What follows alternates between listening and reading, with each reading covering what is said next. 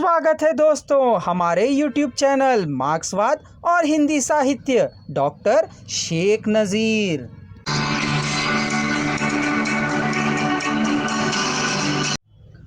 पति पुरुष ने पति पत्नी के संबंध में एक निष्ठता का धर्म केवल पत्नी पर आरोपित करके स्वयं स्वामी बन पत्नी को अधीन बना लिया है।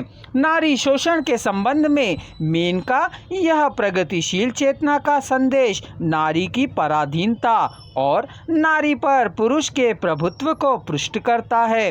मेनका पुरुष द्वारा किया गया शोषण से मुक्ति पाने तथा अपने अधिकारों के लिए पुरुष के साथ संपर्क करने में स्त्री के जीवन की सार्थकता मानती है। इसीलिए जब शकुंतला पति दुष्यंत के पश्चाताप से द्रवित होकर उसके साथ हस्तिनापुर जाने को तैयार होती है तो मेनका आक्रोश में आकर उससे पूछती है, पति उसका छल प्रपंच पहचान कर उससे पशुवत निराधार पाकर भी उसे पति कहती हो। मुझे अपनी वासना पूर्ति तथा संपत्ति के लिए औसत उत्तराधिकारी प्राप्त करने का साधन मात्र मानने वाले को पति कहती है।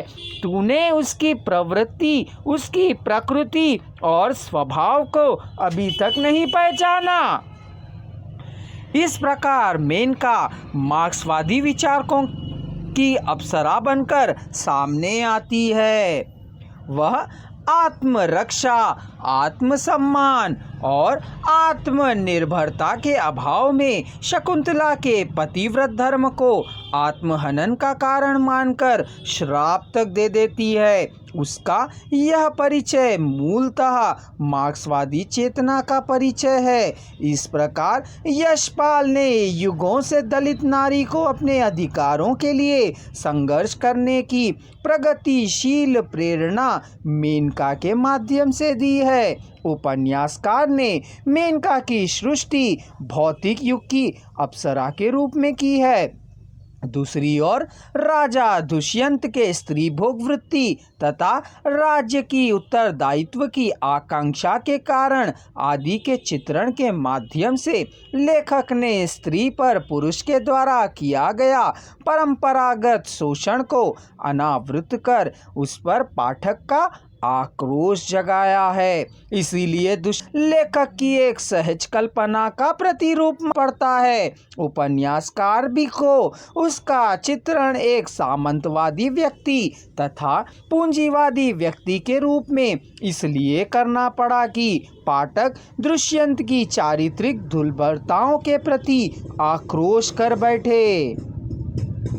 कालिदास ने अभिज्ञान शकुंतलम का दुष्यंत और अप्सरा का श्राप का दृष्टांत के चरित्र निर्माण में स्वयं लेखक का यह कथन है। ऐसा करने की मजबूरी कालिदास को अपने समय की साहित्यिक मान्यताओं के कारण थी।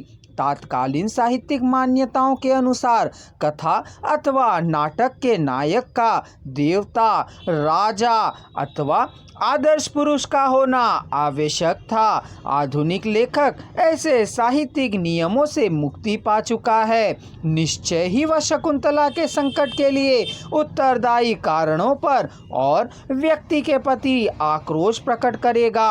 आज का पाठक दुष्यंत के समान व्यवहार करने वाले नायक को धीरोदात्त मानना नहीं चाहेगा। संक्षिप्तया यूँ कहा जा सकता है कि युग युगों से पुरुष के द्वारा नारी पर किया गया निर्दयतापूर्ण शोषण को पुष्ट करने के लिए उपन्यासकार ने जो शकुंतला और दुष्यंत के पौराणिक आख्यानों की आधुनिक मान्यताओं की दृष्टि से नवीन कल्पना की है वह सदा अत्यंत प्रशंसनीय है।